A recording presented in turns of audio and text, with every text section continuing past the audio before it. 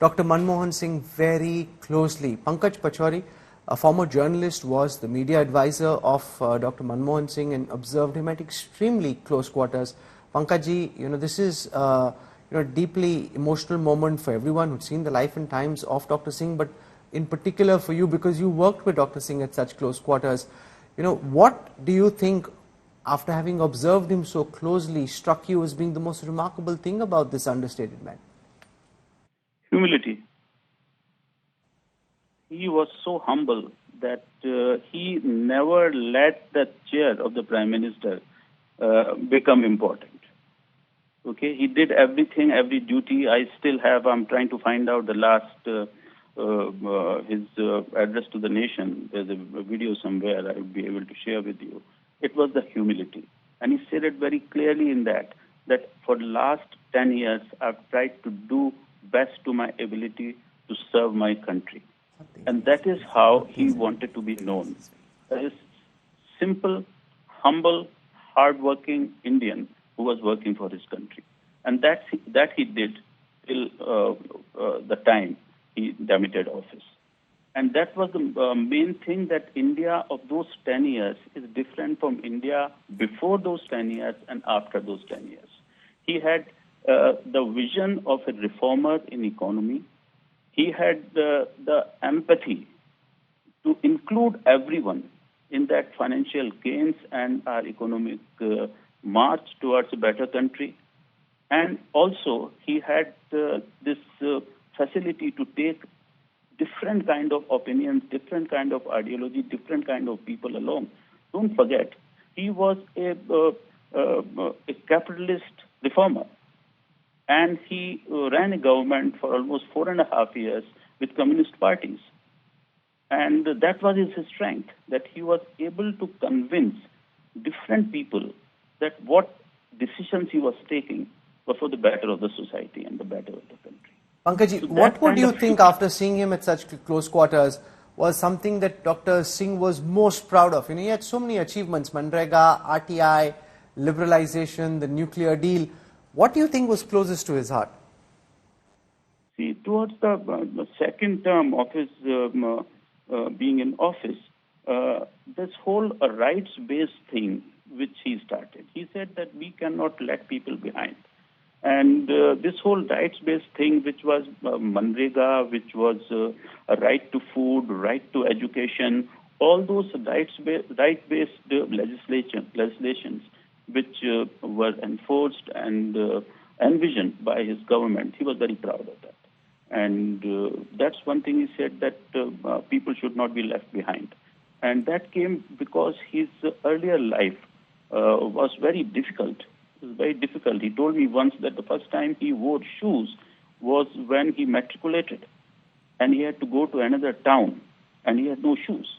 And his uncle or someone bought him that pair of shoes. So someone who studied in those kind of circumstances, went on to get a scholarship at Cambridge, studied at the best of the institutions, and then headed those institutions. He was with the South Commission, which is basically an institution which coordinates between the northern and southern hemispheres. And that's where he learned that how one can work with people with different opinions and different ideologies and take them along with them.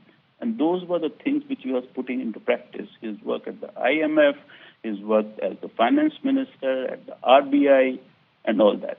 And all that was encompassed by his empathy towards people. And which was, till he was okay, I always know that he's always come out to leave the person who is meeting at his door. And the last time I met, which was very recent, when I told him, you please keep sitting, he said, no, I'll go out. And then when he couldn't, he said, asked his wife, why don't you see him off? So that's the kind of person he was. And that's the kind of person, we needed. We need a kinder, gentler sort of a person, India, who can take together 28, I think the largest time of UPA was, there were 28 coalition partners from different ideologies and different geographies of the country.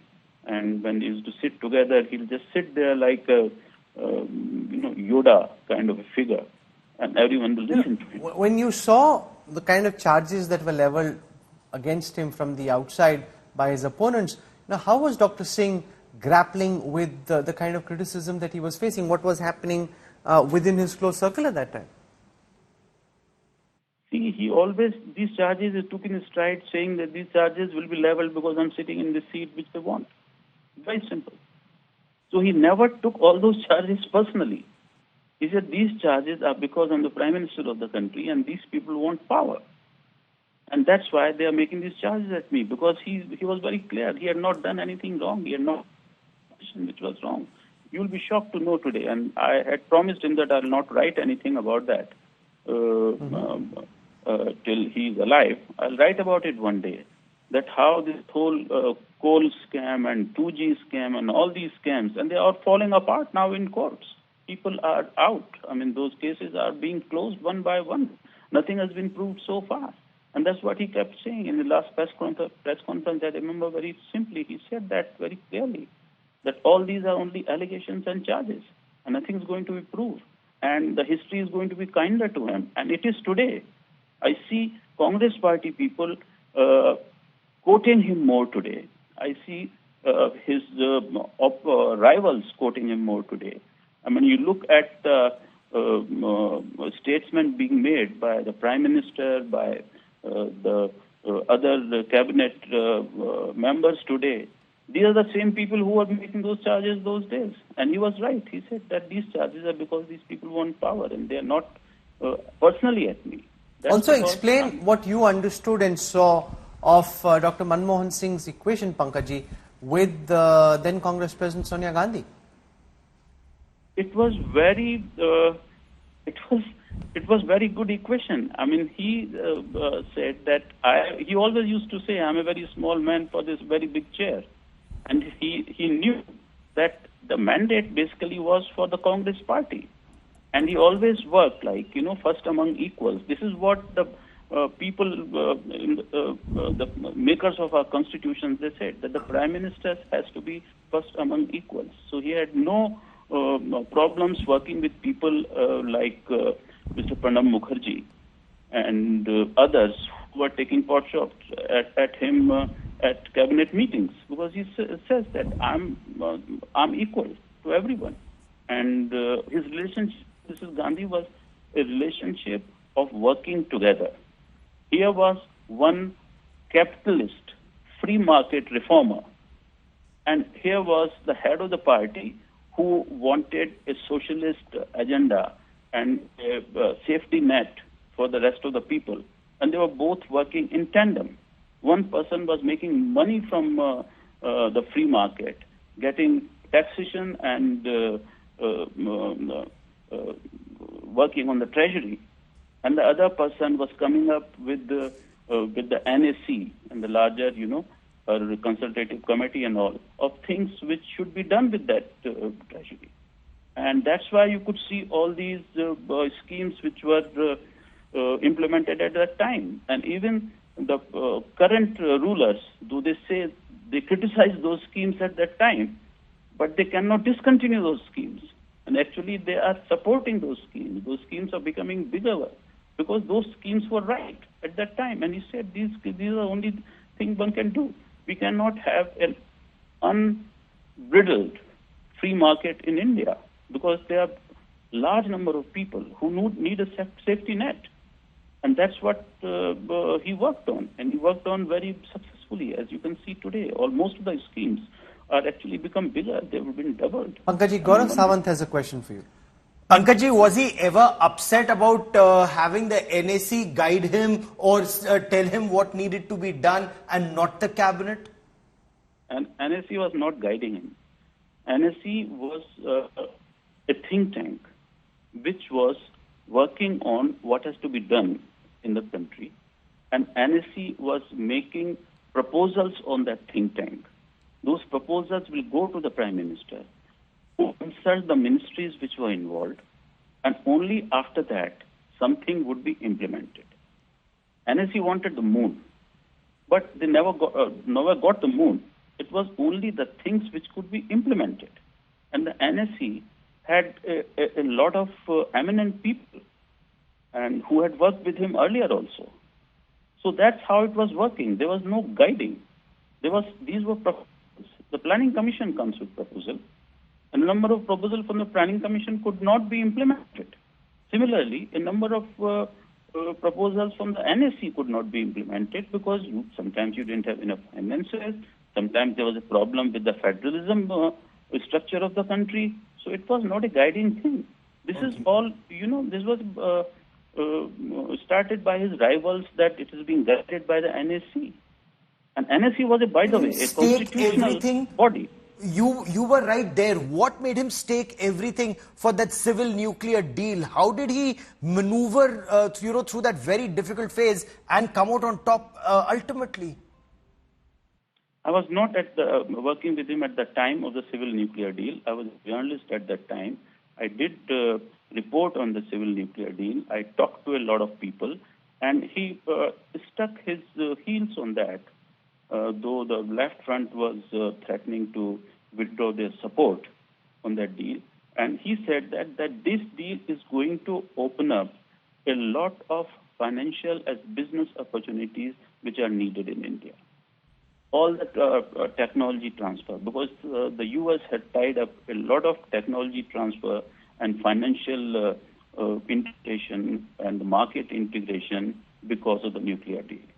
And that did stand us in very good stead. And as we know, at that time everyone was saying that he is pro-US. He was not pro-US. He said, I'm not pro-US, I'm not pro-China, I'm not pro this thing, I'm pro-India. And whatever I'm doing, this should be in the interest of the Indian people. And he thought that the nuclear deal was in the interest of the Indian economy. And that's been proved. Rahul Gandhi has tweeted, Pankaj, I want to take you through and then ask you a question about it.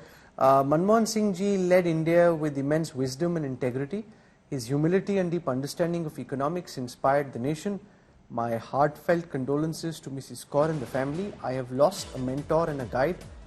Millions of us who admired him will remember him with utmost pride. That's from the leader of the opposition, Rahul Gandhi. Rahul Gandhi is also known for having torn apart a bill passed by Dr. Singh's cabinet. Did you get an opportunity to speak to Dr. Singh about that and his reflections about that moment? Actually, if you look at history, he never tore apart that bill. Okay, he had some papers in his hands, and he was said, this is all bullshit, it should be thrown away. About the bill, he had a problem. And he said that if I were there, I wouldn't have passed the bill. But Rahul Gandhi is democratic enough to say that if a bill has been passed by the cabinet of his country, he may have opposing viewpoint to that. So he did that. And even after that, Rahul Gandhi met Prime Minister a number of times. And I still remember he was, and jokingly and seriously, 3 times I remember that, he asked Rahul to join the government. Even I asked Rahul to join the government. I said, you have to learn about how this country functions. And this country is very vast and it's very complex. And you'll get a view of how difficult it is to run this country. And by joining the government, you will be, able to understand that how this country, how difficult it is. So what did he say when you told him that? In the country. Hello? Rahul said no, he just laughed it off. And he did. When he says he's a mentor and a guide to him, a number of times he'll come and none of us would actually know that he's coming, and he'll come and talk to him about things, get insights into why decisions have been taken. And he was like, as an MP of the Congress party, he'll seek appointments, and he'll come and he'll talk to him. And he was very, in his day-to-day dealings, I used to see him coming and going. He was very respectful of the Prime Minister. Okay, Pankaj Pachauri, for joining us. Thank you very much.